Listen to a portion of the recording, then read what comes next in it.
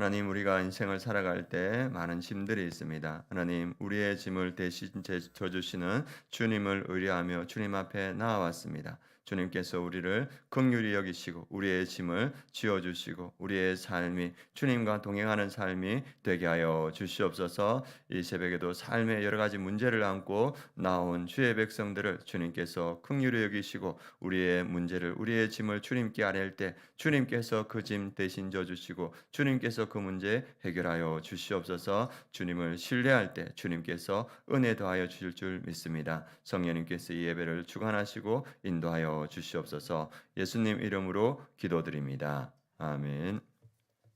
오늘 하나님 말씀 시편 119편 말씀 함께 보시도록 하겠습니다.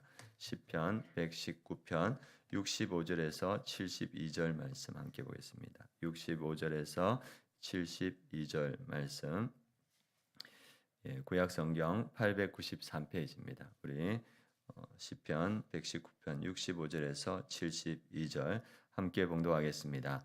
여호와여, 주의 말씀대로 주의 종을 선대하셨나이다.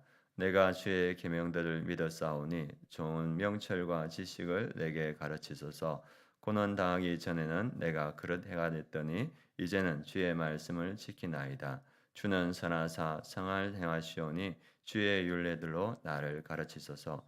교만한 자들이 거짓을 지어 나를 치려하였사오나 나는 전심으로 주의 법도들을 지키리이다. 그들의 마음은 살쪄서 기름덩이 같으나 나는 주의 법을 즐거워하나이다. 고난 당한 것이 내게 유익이라. 이로 말미암아 내가 주의 율례들을 배우게 되었나이다. 주의 입의 법이 내게는 천천 금은보다 좋으니이다. 아멘. 오늘 말씀은 고난을 낭비하지 말고 말씀으로 회복하라, 이 말씀입니다. 오늘 말씀 제목, 고난을 낭비하지 말고 말씀으로 회복하라, 이 말씀으로 함께 은혜를 나누도록 하겠습니다. 하나님께서는 우리의 삶에 가장 좋은 것을 주십니다.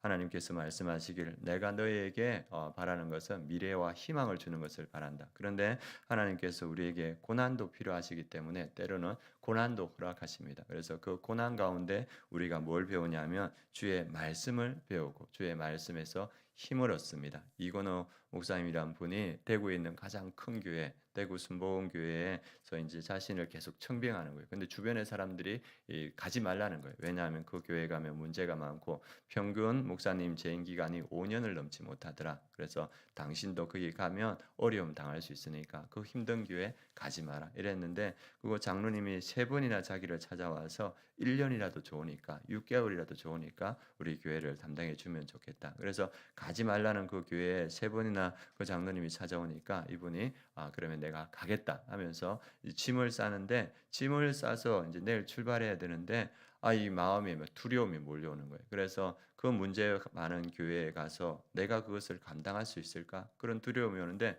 두려움이 엄습하니까 너무 이제 힘든 거예요. 그래가지고 아직 취임 시간 했으니까 내가 못 가겠다, 말해야 되겠다, 이런 마음이 들면서 마음이 너무나 복잡하고 힘든데 이때 하나님께 구해야 되겠다. 그래가지고 하나님, 제가 하나님 말씀하시기 전에는 제가 한 발짝도 움직이지 않겠습니다. 짐 싸다가 그 자리에서 기도를 시작했는데, 하나님 제가 어떻게 해야 됩니까? 기도를 하는데 그 자리에서 17시간을 기도했다 합니다. 그래가지고 새벽에 기도했는데 저녁 밤이 되었는데 하나님께서 말씀을 주시기를 그 출애굽기 14장 말씀, 너는 가만히 있어 내가 하나님 됨 알지어다, 그 말씀을 하시고 그리고 너의 손을 내밀어라 홍해가 갈라진다는 그 말씀을 주시는데 그 마음속에 자신감이 확 오르면서 할 수 있겠다, 그 말씀으로 힘을 얻는 거예요. 그래가지고 이분이 그 많은 문제에 가서 지금은 11년이 됐다고 합니다. 그리고 그 말씀을 힘입어서 그 교회에 많은 어려움도 있었는데 지금은 그 교회가 그 말씀으로 든든히 섰다고 합니다.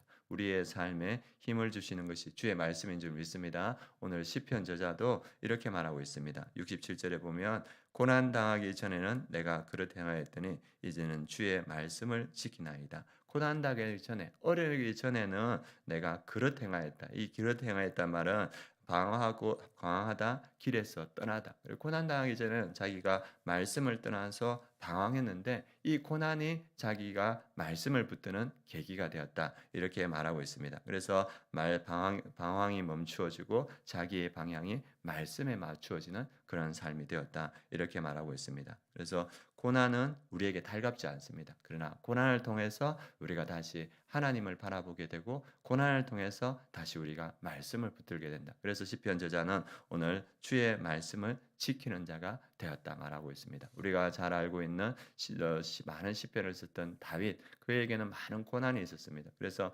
그가 사울에게 10년을 쫓고 다니면서 그가 붙들 게 없으니까 말씀을 붙들었습니다. 그래서 이 시편에 보면 다윗이 고난 당할 때 부르들었던 그 말씀, 고난 가운데 묵상했던 말씀, 고난 가운데 하나님을 찬양했던 그 말씀들이 시편에 쭉 이렇게 나옵니다. 아마 다윗에게 고난이 없었다면 이 시편의 많은 부분들이 없었을 겁니다. 그런데 그 다윗에게 10년이나 그 엄청난 고난이 있었기 때문에 그가 말씀의 사람으로 세워졌고 이후에 그 말씀으로 주의 사명을 감당하는 왕으로 세워졌습니다. 그런데 그 전에 있었던 사울은 그의 삶에 큰 고난이 없었습니다. 다윗은 고난이 있었기 때문에 말씀이 그의 삶이 되었는데 사울은 고난 없이 그의 왕위를 이렇게 수행하다 보니까 결국은 어떻게 됐냐면 말씀을 떠나는 불순종의 왕이 되었습니다. 이후에 다윗 이후의 왕은 솔로몬이었습니다. 솔로몬도 그의 삶에 큰 고난이 없었습니다. 그래서 그의 삶에 부귀와 영화가 있었는데 큰 고난, 자기의 삶이 말씀이 되는 고난이 없었기 때문에 나중에 그는 하나님을 떠나서 우상 숭배하는 삶이 되었습니다. 고난이 우리에겐 어렵지만 그 고난 때문에 우리가 말씀을 붙들게 되고 말씀에 순종하는 삶이 되게 된다. 그것을 오늘 시편 말씀은 말해주고 있습니다. 그래서 이 다윗이 고백하는 것이 고난 때문에 내가 말씀을 순종하게 되었다. 그러면 말씀을 떠난 사람을 오늘 시편은 뭐라고 말하는지 함께 보도록 하겠습니다. 말씀을 떠나서 그 말씀에 순종하지 않는 사람을 70절에 보면 그들의 마음은 살쪄서 기름덩이 같으니 나는 주의 법을 즐거워하나이다. 말씀을 떠난 사람은 교만한 자들, 말씀을 무시하는 자들을 교만한 자들이라 말하고 살쪄서 기름덩어리 같으나 그래서 이렇게 비대해져서 그대로 주님의 말씀대로 살지 못하는 기름덩어리 같은 삶이다. 오늘 이렇게 말하고 있습니다. 그래서 오늘 삶은 무엇을 말합니까? 하나님의 말씀이 우리의 삶을 붙들어주고 말씀이 우리의 삶을 이끌어가는 그런 말씀이 된다는 힘이 된다는 걸 말해드립니다.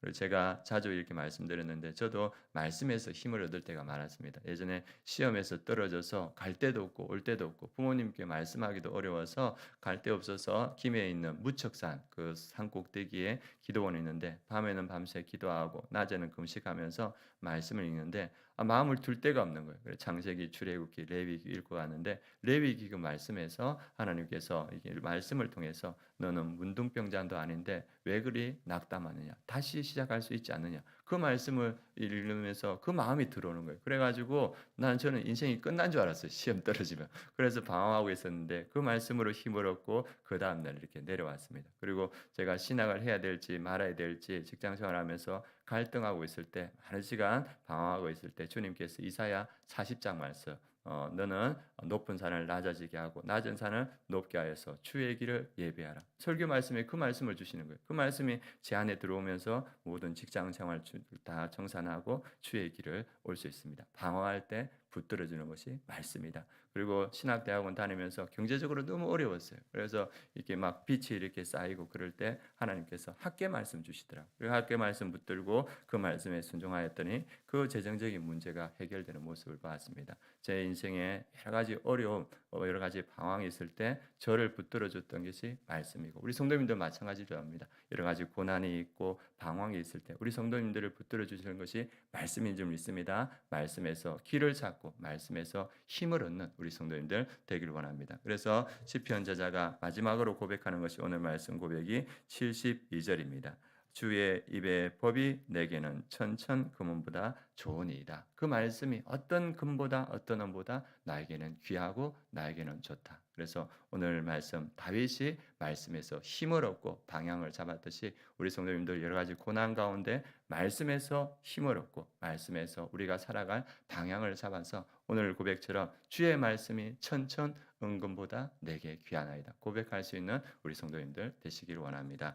그리고 오늘 같이 기도할 때 우리가 몇 가지 같이 기도하도록 하겠습니다. 우리가 오늘 축도 마치고 우리 박종호 집사님을 위해서 우리 마음을 모아서 함께 기도하겠습니다. 그리고 오늘 말씀대로 고난 가운데 더욱 말씀을 붙들고 말씀으로 고난을 넉넉히 이겨나가는 우리 삶이 되게 하소서. 기도해 주시고, 지금 목장 편성 지금 이제 준비하는 가운데 있습니다. 은혜 가운데 목장이 편성되고 또 목자 목료를 세워가는 가운데 있습니다. 은혜 가운데 목자 목료가 세워지고 2026 사역이 잘 계획될 수 있도록, 또 우리 아름다운 교회 하나님께서 많은 분이 보내주셨는데 10분이 예수 믿고 싶다고 고백했습니다. 그 고백대로 이건식, 박난숙, 김민성, 김지원, 김효정, 양성재, 송재만, 박대성, 박미진, 정다희 이분들이 예수님 믿을 수 있도록, 또 우리 이 빌딩의 회장님 최홍석 그 회장님도 교회에 나오셔서 큰 은혜 받으셨다는데 계속적으로 믿음 가질 수 있도록 함께 기도해 주시기 바랍니다. 기도하겠습니다.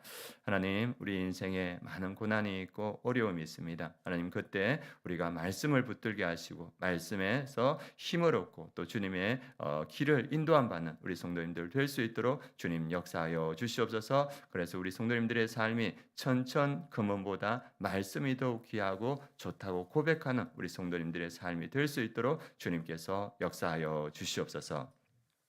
지금은 우리 주 예수 그리스도의 은혜와 하나님의 그 크신 사랑과 성령의 내주 충만하심이 고난 가운데 말씀에서 힘을 얻고 말씀을 붙들고 나아가는 우리 아름다운 교회 모든 성도님들 머리 위에, 그 가정 위에, 이 민족 위에, 열방의 선교지 위에 지금부터 영원까지 함께 하시기를 축원하옵나이다. 아멘.